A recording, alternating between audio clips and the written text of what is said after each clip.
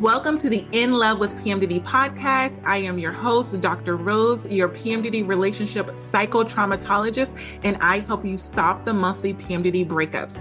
PMDD is premenstrual dysphoric disorder. It is in approximately 1 in 5 women, and it makes you want to break up with your partner approximately 1 to 2 weeks before your period every single month. So as someone who has suffered with PMDD for over 18 years, I dedicated my doctorate practice to helping partners navigate those monthly PMDD breakups with everything from attachment styles, triggers, sensitivity to noise, sensitivity to touch, all of the things that you really struggle with when you're in PMDD. And I also dedicated my dissertation to a phenomenological study of the relationship experiences of partners of individuals who suffer with premenstrual dysphoric disorder. So I'm not just here to help the sufferer, the one who is suffering with PMDD. I am here for the partners as well. So if you need those private sessions, make sure you go to inlovewithpmdd.com and get those tools. So let's get into this week's PMDD trauma transformational tools that is going to help you stop the monthly breakups and stop the suffering and stress in your PMDD relationship. Let's get into it. Today, I'm going to be talking to you about being obsessed with your partner or the person that you are dating while you are in PMDD. So I'm so excited to talk to you about this term because as I was working with a private client, and we were really working on things that they were going through when they were describing it.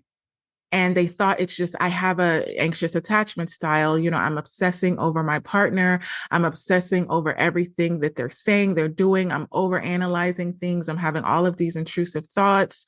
I feel like I can't concentrate on anything else because everything is revolving around my partner or this actually was with the person that they were dating. They're looking at text messages and they're overanalyzing them and they can't really focus on work. They can't focus on their kids. They can't focus on anything else because they are literally obsessed with their person, their partner, or this person that they're dating. And what they thought was just, you know, an anxious attachment style. I was listening to it and I was like, no, it's something more than this. And I really don't know why people do not talk about the combination between this term that I'm going to teach you about today and PMDD. So a lot of times when we have other symptoms, other disorders, other things, OCD, ADHD, autism, you know, trauma, all of these things, that you mix them with PMDD, it makes your experience exasperated when you go into your luteal phase. It makes everything that you go through, it makes you suffer even more. So the term that I am going to talk to you about today is called limerence. Okay, and what limerence is, it's an intense emotional state categorized by obsessive thoughts or infatuations about a person that you like. So it's uncontrollable. It's this intense romantic infatuation with the individual, which is called your LO. So your limerent object, the object of your affection. And I remember experiencing this myself. So when I was like, oh my gosh, I have limerence. I am operating within limerence. And let me tell you how I knew that I was. And it happened so suddenly, it almost caught me off guard.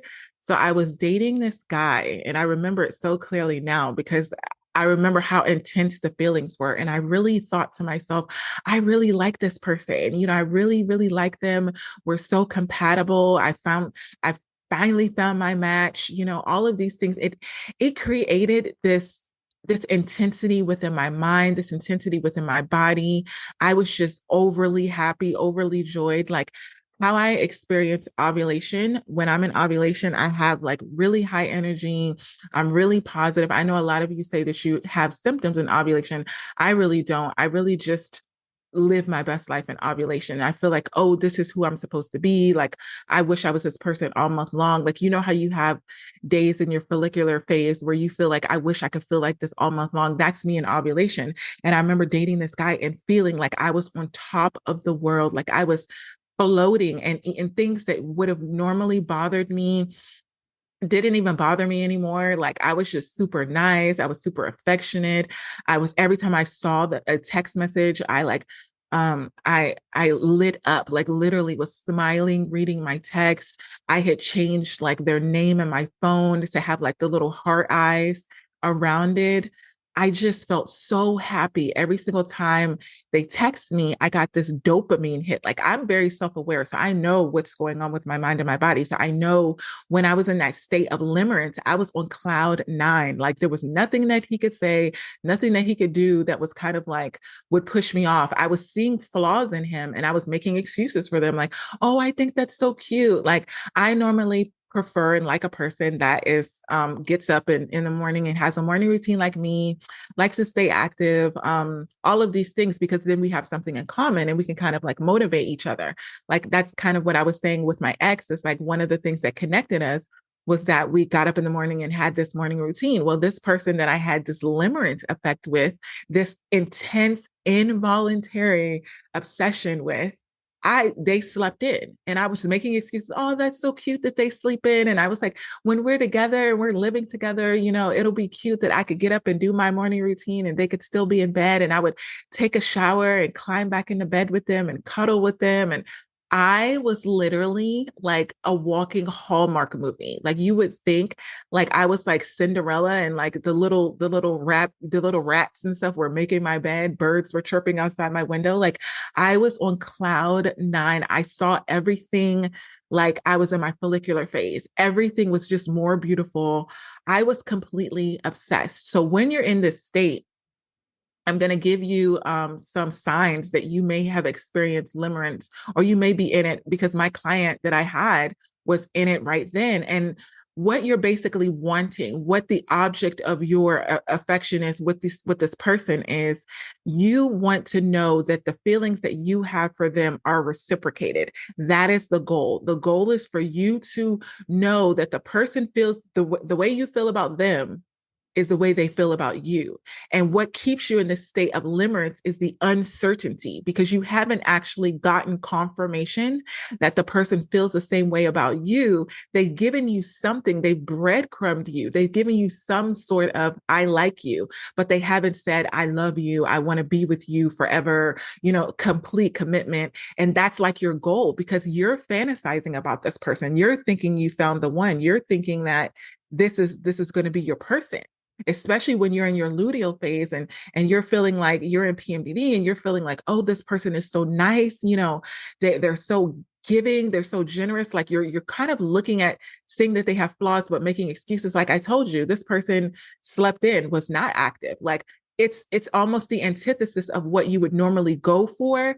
But like if you're dating someone and you would normally go for their type, but all of a sudden you're completely obsessed with this type, like that means you're in a state of limerence. So I'm going to give you 10 signs that you're in a state of limerence with either your partner or someone that you're dating. And then I'm going to give you the tools of what to do about it. So remember, this is intense romantic infatuation. So the first sign that you're in a state of limerence is you have obsessive thinking, intrusive thoughts persistently about that person. Again, the LO, the limerent object. You're obsessively thinking about them. You're obsessively looking at text messages from them. You're overthinking the text messages. You're wondering if what they meant by the text messages. You're over analyzing everything that they say and do.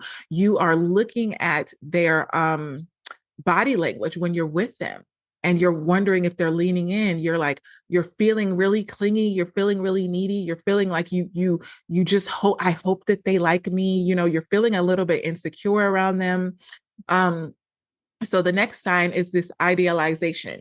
What this means is you're viewing this person as perfect or flawless. You're ignoring, like I told you, you're ignoring their flaws. You're overestimating their positive qualities. You're thinking that they're more than they really are. You're pretty much idolizing this person, right? Like they could do no wrong. And I remember being in this state because I was talking about this person's career and how great of a dad they were, and like all of these things that I really had no proof of. Like I had no proof that they did probably like one thing. They like said that they were taking their kid to camp. And I was like, oh my gosh, they're such a great dad. And and when this person does things like love bombing you, meaning they say like things like, because I'm a victim of like love bombing. Like that's my go-to. Remember, we talked about this before on another episode, or the episode that's going to be coming out.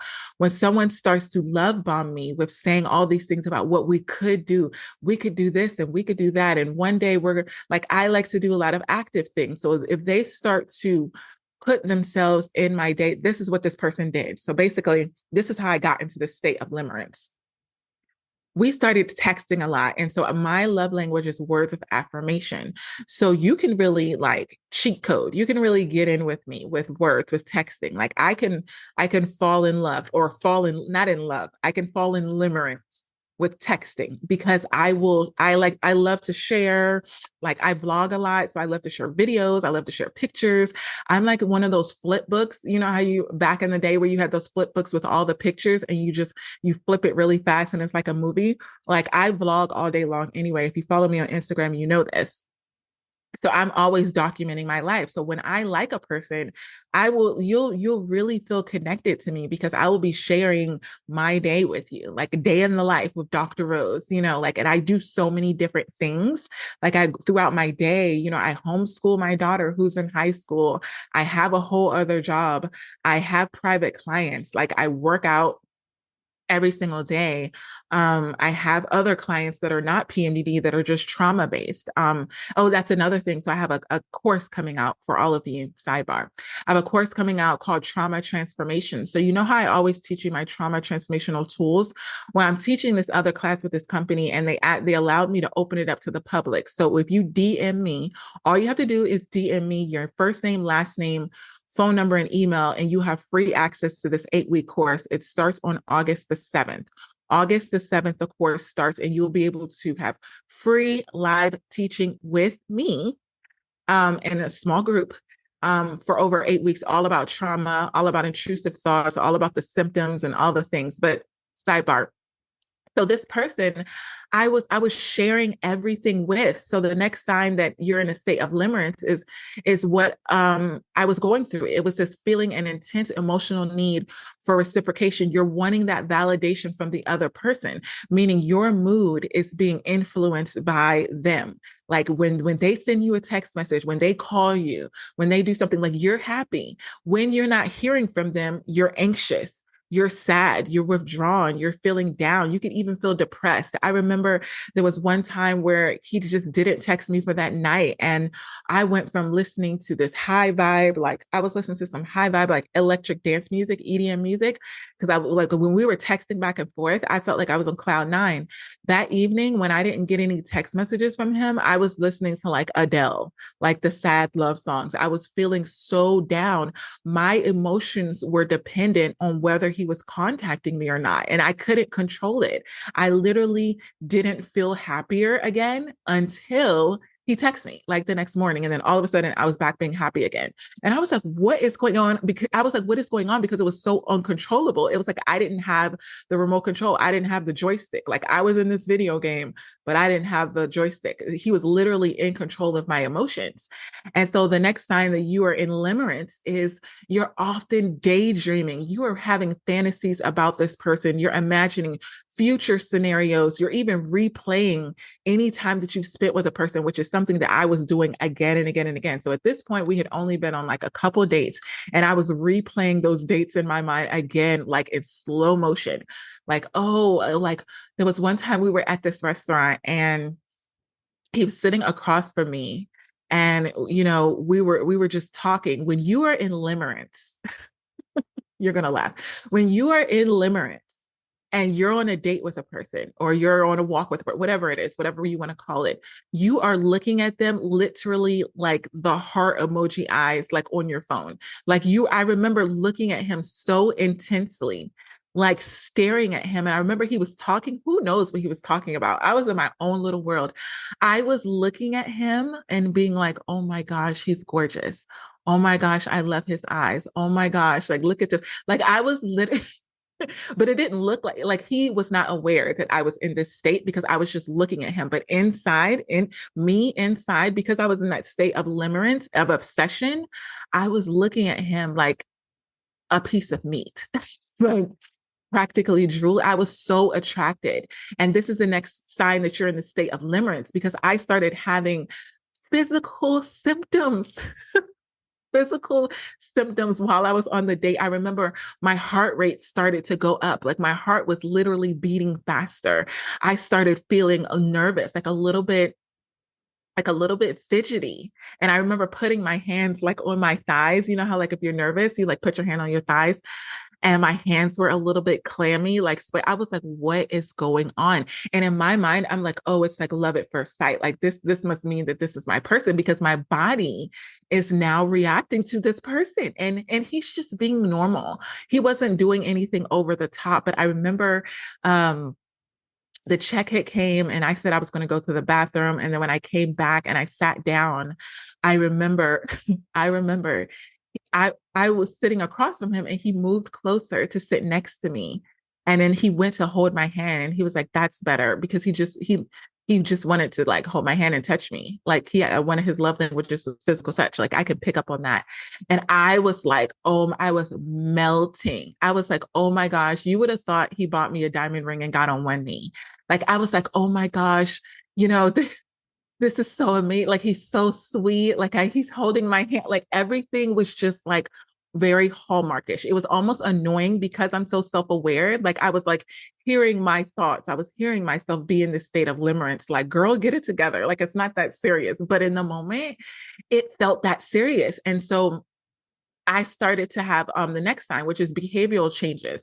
So you're altering your behavior and your appearance because you want to be pleasing to the other person. So you're actually finding out what they like, and then you're altering your behavior to mirror that.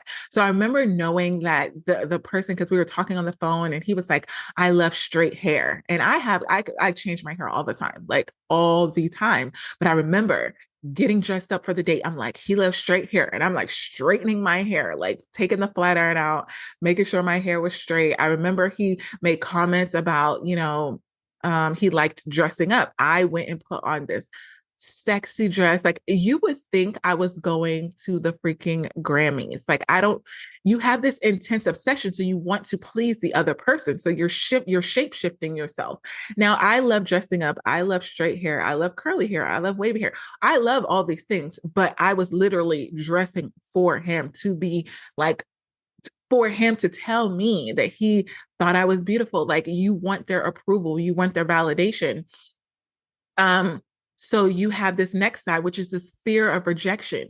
So because you have this intense fear of rejection or abandonment, you have a lot of anxiety around the comments that they're making because you want to make sure that whatever you're doing is what they like. So you're almost you're like over analyzing their reactions to you because you want to see if you're doing something that's pleasing. Like, are they liking the way that you dress? And I remember I went to the bathroom and he texted me and he was like, you look so beautiful. And I was like on cloud nine. I was like, oh my gosh, it was almost like a dopamine hit, like score, you did a good job. Like, have you ever been in that place where your partner compliments you and you feel like you just won the lottery? Like, wow, I did a really good job. Like that was where I was because I was in this state of limerence. And because when you're in a state of limerence, you have these emotional highs and lows. So you experience really, really highs when you get the attention or positive signals from your LO, your limerence object. That person gives you positive compliments. They give you positive affirmations.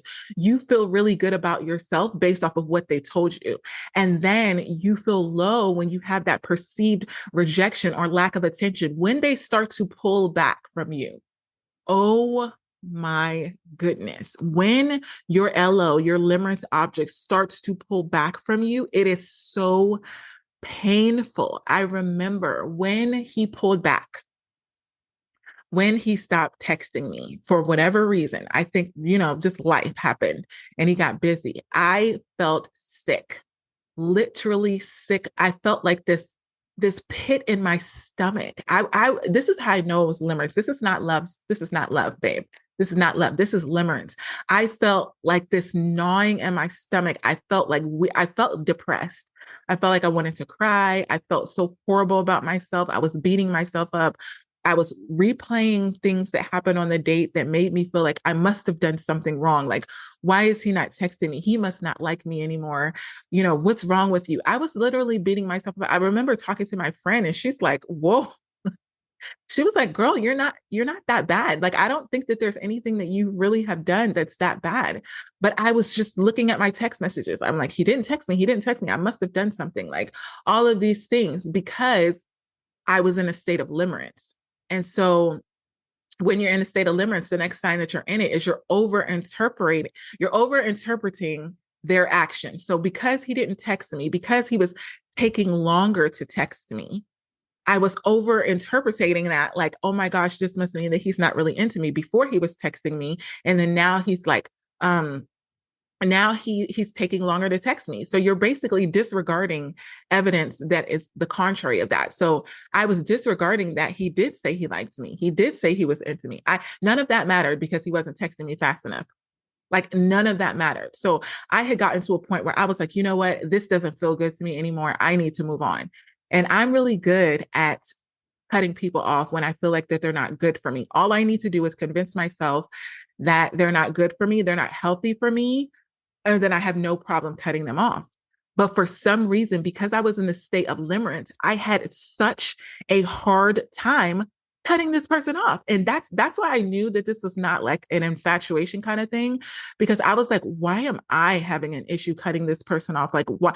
I was so uncertain. I felt like, should I cut them off? I don't know if I should cut them off. I was struggling to let go of the feelings that I had for this person because I was in a state of limerence.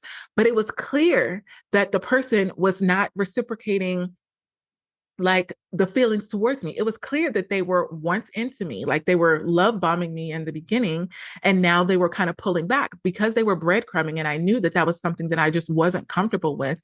I knew that I needed to cut them off because it wasn't anything that I it wasn't anything that I could control. And so I was like, this is not healthy for me. I can't make the person text me back. I can't make them show up for me in a way that I need them to show up for me. So I just need to cut them off. But because I was in that state of limerence, it was so hard for me. So if you're feeling like you need to go no contact with this person, but it's very hard for you to do so.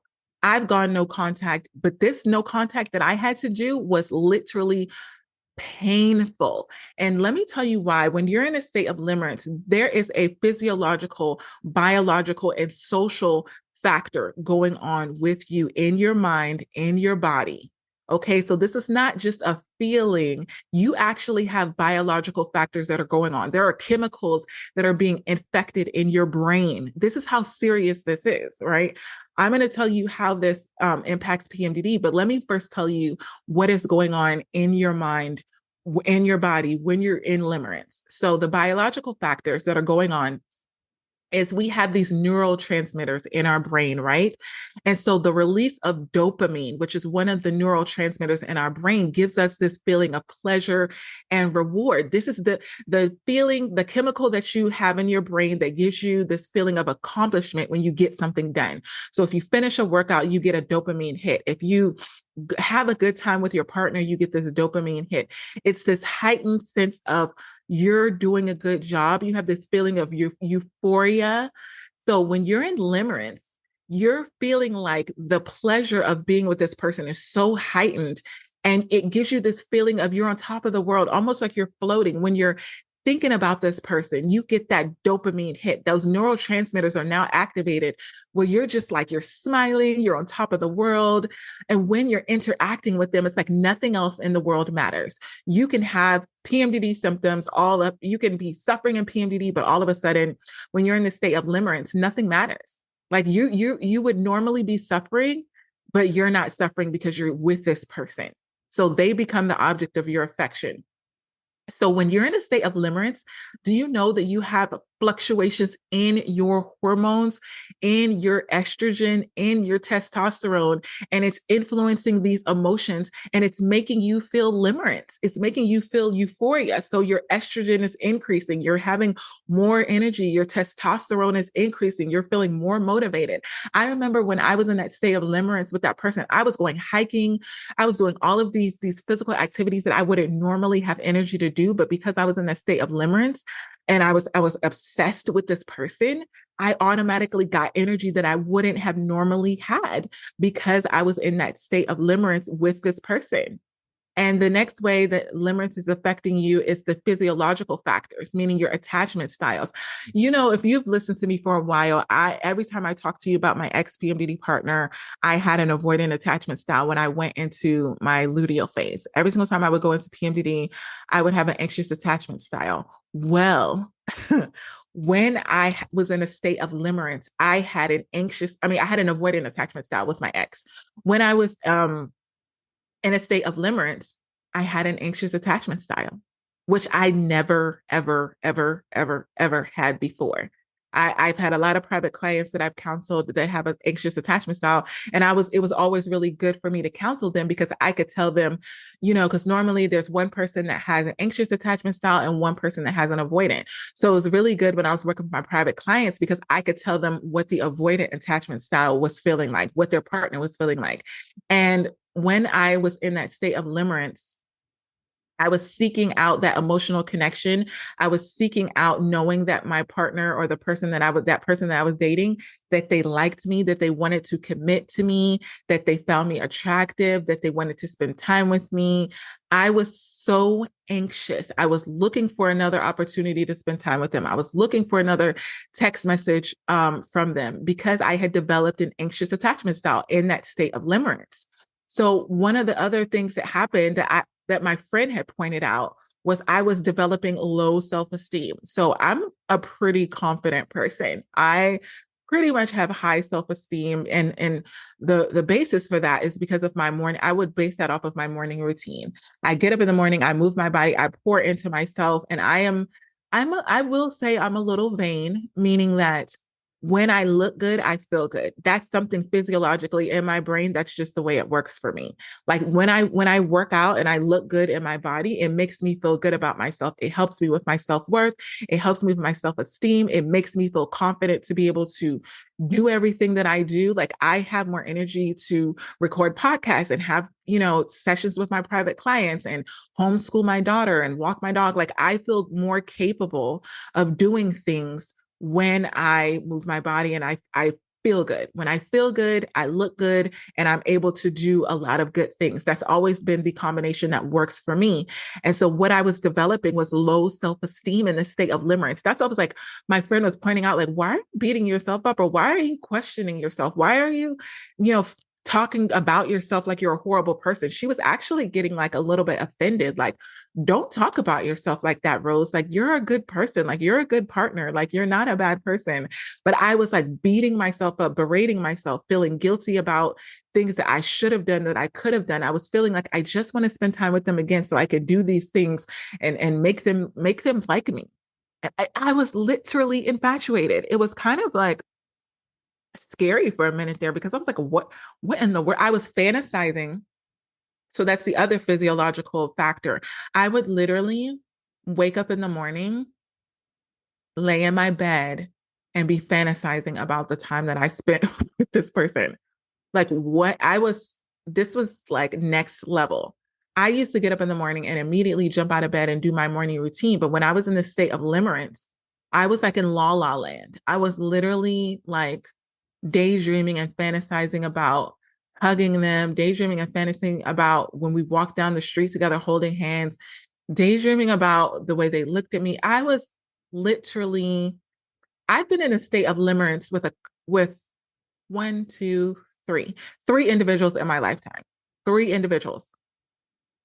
Two of them I was dating, one I was actually in a relationship with. I ended up being in a relationship with. And when I will tell you, when you are in a state of limerence and then you finally get in a relationship with a person, meaning your LO, your limerence object becomes your partner, the limerence kind of goes away because and this is a lot of times when you're in that relationship where if you think back and you're like, things used to be so intense in the beginning and oh my gosh, we were so all over each other, we were obsessed, and then it became like a little bit normal and boring, and you may feel like because the intensity of the state of limerence felt so good for you, again, physiologically in your body and your mind, you may feel like, I want to get back to that place. It's almost like a drug addict. When they get their first high, they're always chasing that first high. They want to be in that place of feeling of dopamine, that euphoria, that high feeling.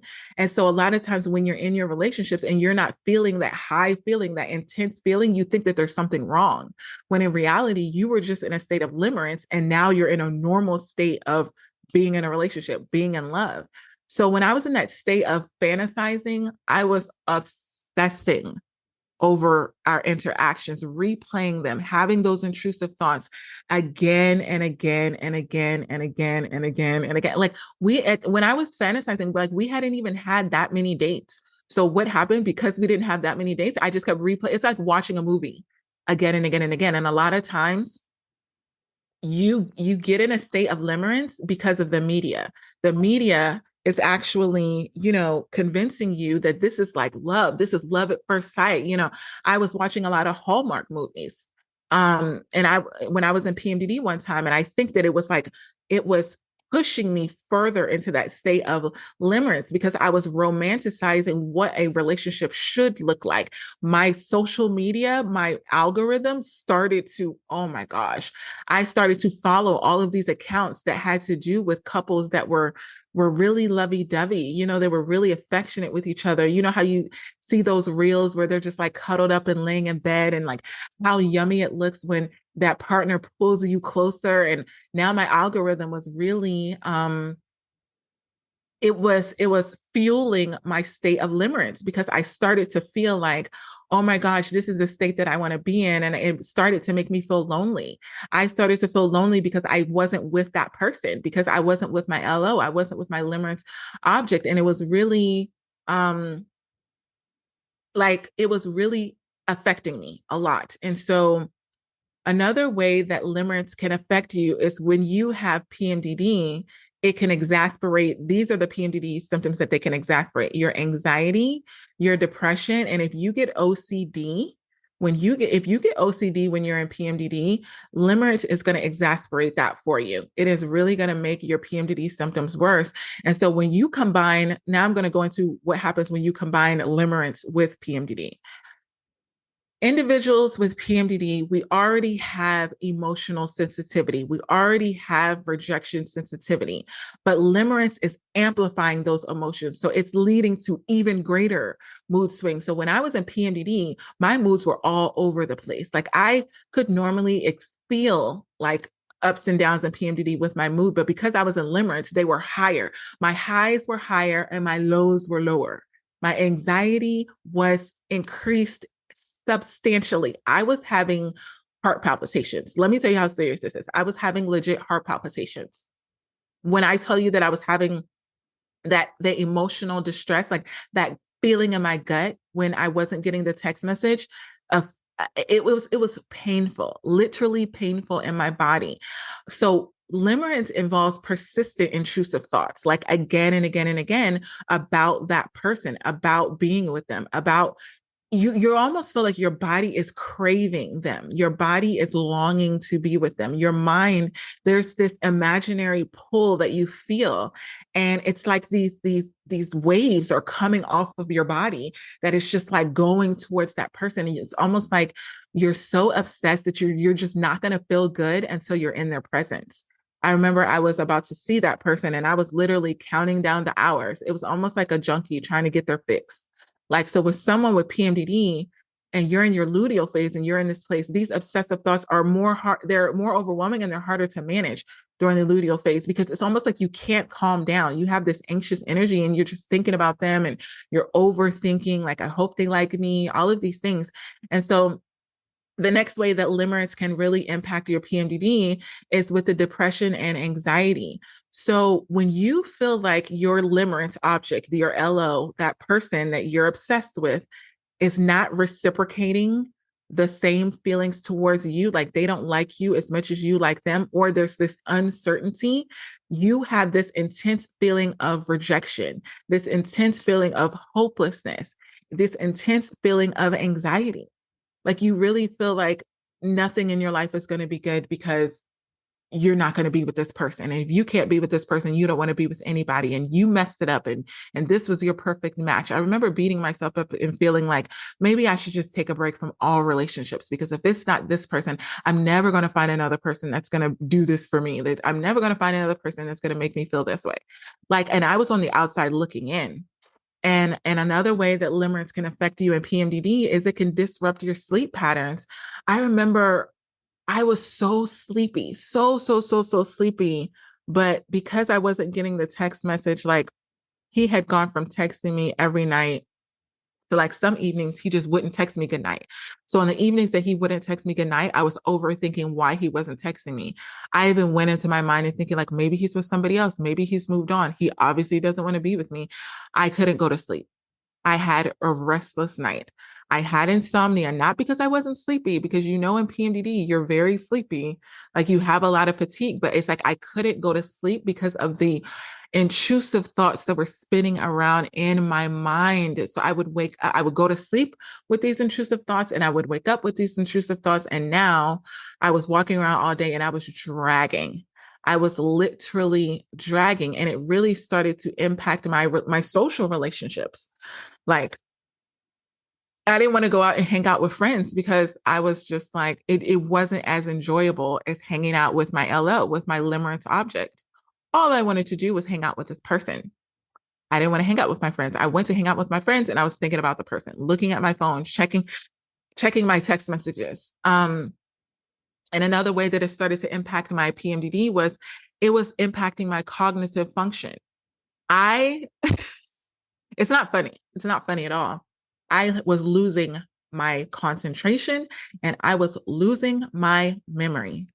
I could remember glimpses of our dates together, but not the whole thing. I thought I was losing it. I literally thought I was cuckoo for Cocoa Puffs because I was fantasizing about the time that we had spent together, but I couldn't remember the whole interaction.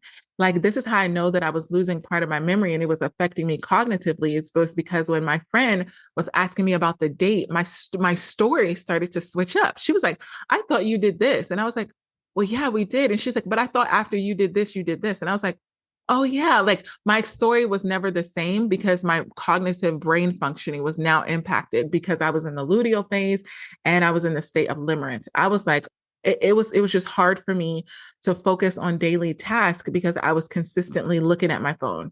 I felt like whenever I had an unread text message, I felt like I had to immediately look at it because it could be from that person.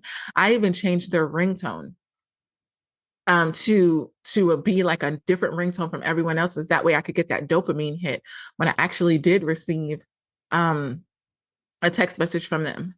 And the next way that it can affect you when you're in your luteal phase is I started to get unhealthy coping mechanisms with my PMDD, meaning I felt like I just needed to sleep more. Like I couldn't go to sleep, but I felt like I needed to force myself to sleep in order to turn my brain off. I was feeling like the only way to get myself out of this hell that I was living in of being in PMDD and in a state of limerence is I needed to just cut everything off and just be sleep, like turn everything off, shut everything down. So when this is how PMDD and limerence can really affect you. And now I'm going to go into what you can do about it. So when I wanted to get out of the state of limerence, which I just felt like this doesn't feel good to me. So the first thing that I needed to do was to acknowledge that I was not in a state of having a crush. I was not in love. I was in something else. And being that a lot of you, because limerence is not well known, you may not know what to call it, right? But I knew that I had treated clients before who had this. So when I started to have it, I was able to call myself out on it immediately. But what I would say, if you're listening to this and you're like, yeah, Dr. Rose, what you're describing is what I'm actually going through or what I have been through, the first thing you need to do is to acknowledge and accept that you're in a state of limerence. When you acknowledge and accept those feelings without judgment, you're understanding that limerence is a natural physiological response and there are things you can do about it. So the mantra that I would give you is that it's normal to experience limerence and there's something that I can do about it. Now, I will say everyone doesn't experience this. There are people that have never experienced limerence in their life with anybody. And as as intense as it is, I almost wish that everybody could just experience it just once, just so they can feel what it feels like to be completely and utterly obsessed with someone. Now, it's like going on a roller coaster. You get this rush that I have never felt this way about other people. I know when I'm in a state of limerence and I know when I'm in love. And I'll probably record another podcast on the difference between limerence and love. But this state of limerence, it is unmatched. And this is why sometimes you could feel like you're so in love with a person, you're so meant to be with a person because it is uncontrollable. You remember I told you, you don't have control over these physiological changes in your mind and your body. You're just on the roller coaster. You're just on the ride and it's taking you up and it's taking you down and it's taking you upside down and it's taking you around and around and around.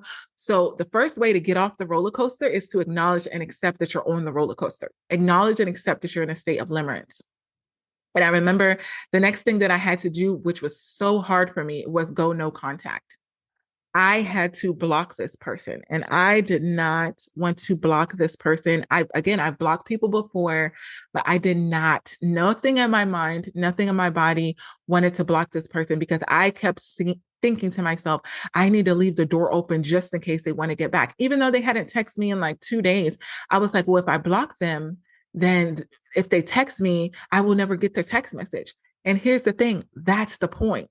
When you know that this person is not good for you, meaning you're in this state of limerence and they're not reciprocating their feelings for you, meaning you really like them, you're obsessed with them, but they're not giving you that reciprocation. This is why you're in a state of limerence. You're only in a state of limerence with someone who is making it it's making you feel unsure about your connection with them. This is why it's so common with dating and PMDD and all of these things, because when you're dating, you're not committed. You know that the person likes you, so they're telling you that they like you, but you don't know if they want to be with you forever. You don't know if they want to be in a committed relationship. You don't know if they just want to be friends with benefits. You don't know these things. So you're in this in-between stage, which is like you feel like you're almost like you have to show them, you have to prove to them that you're a certain way in order for them to fully accept you. So this is what is fueling your state of limerence.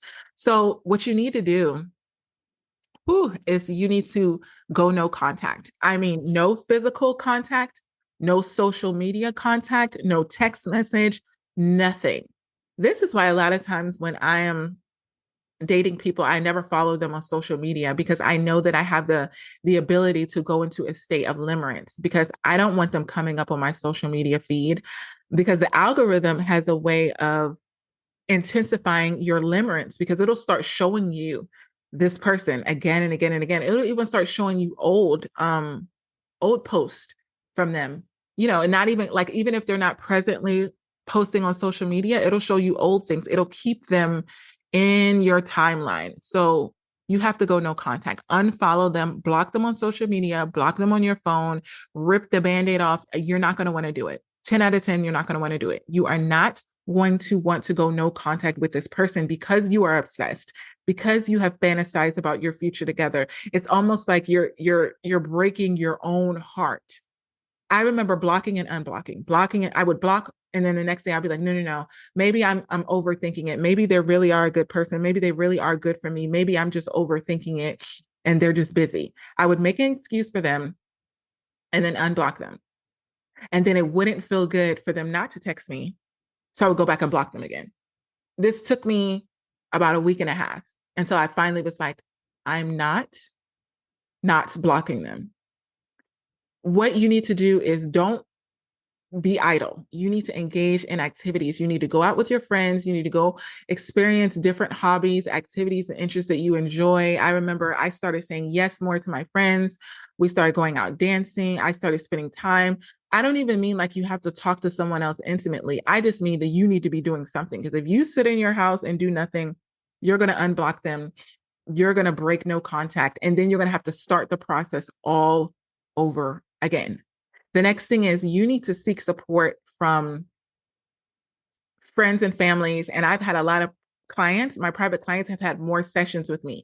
When you are going no contact with a person that you're that's not good for you. It is very helpful to have more sessions with me because I can really work with you to rewire your brain, especially when you're in PMDD, and really help you to give you the tools to not text them, to keep you. The longer you stay no contact, the easier it becomes. The first week is the hardest. I will tell you that. But the first 2 weeks when you're in a state of limerence, like I went no contact while I was going through 2 weeks of my luteal phase, and I felt like I was going through hell. I felt like somebody was literally breaking my heart. I really felt like depressed. I felt like that light, that spark that was in me before was gone. Like somebody just took my batteries out, and I was like glitching. Like you ever seen like a page on your screen and it's like loading? Like I was not fully there.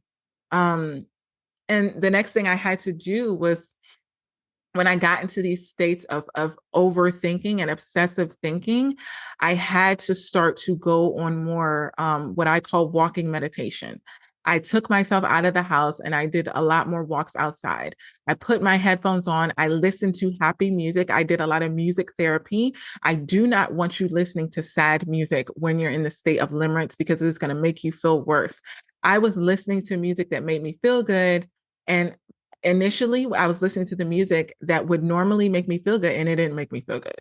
It's like it was the same song. It was like one of my favorite songs, but all of a sudden it just didn't feel good to me anymore. And I was like, everything seemed like a lesser version of what used to please me. Um, so another thing that I want you to do, if you know that your LL, your limerence object, is going to show up in your day-to-day activities, you need to set some boundaries. You need to reroute yourself. If you used to always see them at the coffee shop, if you used to always see them when you dropped off your kid at school, I had a client where it was they were dating they were dating a parent of their child's friend. So they had to stop going to the pickup line or the drop off line at that same time because they used to always run into them. Because every single time you see your limerence object, that person that you're obsessed with, it makes you go back to that place of having to pretty much start all over, like that board game Sorry, where they have to take you back home. That's what it feels like. It's almost like you have to restart the process of going no contact and really pulling away every single time that you see them, because you see them again, you fantasize again about them again. All of the thoughts come rushing back, all of the physiological things in your body. It's like you plugged yourself in. When you see them and you have contact with them, you're plugging yourself into that energy that you're experiencing in your mind and your body. And then all of a sudden you become obsessed all over again. So the longer you stay no contact, the more the obsession starts to you're like weaning off of them. It's like weaning off of a drug. Um, really focus on self-care. I remember I had stopped doing my morning routine. I did it, but I wasn't really moving my body. I had to go back to moving my body. I had to go back to getting more sleep. I was catching up on sleep. I started to crash a lot. By crash, I mean sleeping for like 10 to 12 hours because I had spent so much time in that state of limerence where I wasn't getting a lot of sleep.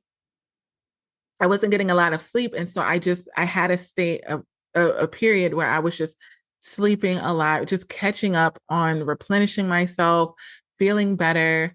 And then the next way that you can really wean yourself off of this state of limerence is focus on seeing the person for who they really are. Focus on the reality of the person. I had idolized the person so much where one of the individuals that I was dating, I was not honestly attracted to. I had made excuses for physical attributes that weren't even attractive to me. I I don't know what I was thinking. Like when I had come out of that state of limerence, I remember looking back and looking at pictures and I'm being like, what was going on in my mind? Because when you're in a state of limerence, you don't necessarily have to be attracted to the person. You don't actually sexually, it's not, you don't sexually have to be attracted to them. You'll have this longing to be with them sexually and stuff like that. But it may be somebody that's not even your type. If they become your limerence object, it doesn't matter. It doesn't matter. You want their acceptance, you want the reciprocation of knowing that they like you, whether you're attracted to them or not. It's very weird because when I looked back, I was like, I would never go for somebody like that. Like that's crazy. Like because I was out of the state of limerence. This is how I knew that I was kind of weaning myself off of it, was because I was starting to see the reality of who that person was. And a lot of times when you're in that state of limerence and you're glorifying who that person is, newsflash, they're not that great. Not saying that they're a bad person, but they're not as great as you make them out to be. I remember this person, I would literally just picture them like, oh my God, my future with them and all the things. Like when I look back on it, that other person that I was dating, I wouldn't want to live my life with them. Our lifestyles were not conducive for each other. But I would have changed my lifestyle. When I was in that state of limerence, I would have changed my lifestyle to mirror theirs because I was so infatuated, because I was so obsessed. When I came out of that state of limerence, it's almost like when you come out of your luteal phase and you're into your follicular phase and you're looking at your partner and you can look at them clearly and you can look at your relationship clearly. That's when everything became clear to me. I was like, the fog was gone, the mental clarity came back. And I was like, whoa, wait a minute. Um, so the only way that I had gotten to that place of clarity was that I had allowed myself to come out of limerence. And limerence is so impactful when you have PMDD. It can take all of your symptoms and really just magnify them. And it impacts your mind, it impacts your body. So if that's something that you know that you need help with, please, please, please go to inlovewithpmdd.com and get those counseling sessions, because it's really going to help you not only identify the areas that the limerence is attacking you on, but also to help pull you out of it. Because limerence can actually last as little as, just a couple of days. Like if you're dating, you can be in a state of limerence for just a couple of days, but I've had private clients that have been in a state of limerence prior to our sessions for months. And I can't imagine going through months of PMDD and being in a state of limerence with the emotional highs and lows. Again, it's like a roller coaster. Your emotions are already going up and down, and it's messing with your hormones. I just can't believe that people aren't putting the pieces of this limerence and PMDD puzzle together. But I hope that this episode helped you. And if you're in that state of limerence, please, please, please know that you're not alone. Know that I've been there. I've been there. I've come out of it. I know what it feels like when now I'm at a point where I can identify if I'm even getting in a state of limerence, and I can stop myself. And that's something that I can teach you as well, because a lot of the qualities that you have, like a lot of the reasons that you're more susceptible to limerence is because of you have past trauma. Shocker. Again, get into my trauma course that starts on August the 7th. It's free. Just DM me your information. But trauma is one of the reasons why you are more susceptible to being in a state of limerence, because you didn't have, like, you had insecure attachment styles in your childhood. So mine is because of my childhood trauma, basically. Yours could be because of past trauma that you've had in past relationships. That's something that we can discuss on a private session. I can tell you where the root of your limerence is coming from, which is really helpful, because then when I feel myself going into a state of limerence, I can kind of pull myself out and be like, oh no, we're not doing this. And I know that I'm in the state of limerence and I'm more susceptible to it. So it helps me when I'm dating to be able to recognize it more, and to know when someone is not good for me or I'm getting in a state of limerence, and really pulling back and seeing them for who they really are, not who I'm fantasizing them to be. Like I have to literally counsel myself and do the work with separating them from being my LO, my limerence object, to them being who they really are. And if that's something that you need help with, if you need to know how to map it out, if we need to map it out on a session, a private session, that's something that I've done with my clients before. We literally get to the root of it so that you can know whether you need to go no contact, or if you can turn this limerence into something that is healthy and what that actually looks like. So I hope this has helped you. And until next time, we got this. Love you. I hope this PMDD episode helped you and your partner in your struggles within your relationship. And if this is something that you know that you need help with and you need further support, individualized support, make sure you're going to inlovewithpmdd.com and you're getting those private sessions to really work through what you're going through in your relationship, specifically in regards to PMDD. And also, I want you to leave a 5-star written review on Apple Podcasts. What this does is it helps other PMDD sufferers and partners find this show that can help them get these free PMDD relationship tools. I remember what it felt like to not know that there were tools out there specifically for PMDD relationships. So I want to make sure that you are sharing these tools with others, share them on your social media, share them with people that you know that are also struggling in their PMDD relationships. Until next episode, this is Dr. Rose, your PMDD relationship psychotraumatologist. One more thing, I almost forgot. I now have the Fresh Start PMDD Partners Workbook. What this workbook can do is if you've had past traumatic experiences with your partner, past fights, past arguments, and they keep coming up every single month in PMDD, I created a Fresh Start Workbook so that you can deal with all of the traumatic experiences that have happened in the past in PMDD rage and all of these things so you can stop going through the same cycle again and again and again. So get that workbook. It comes with a video episode of the actual podcast that I recorded on getting a fresh start in your PMDD relationship. So you're not continuing the same cycle again and again and again. So make sure that you get that workbook. And if you need those individualized counseling sessions, you know where to go, inlovewithpmdd.com. Until next time, we got this. Love you.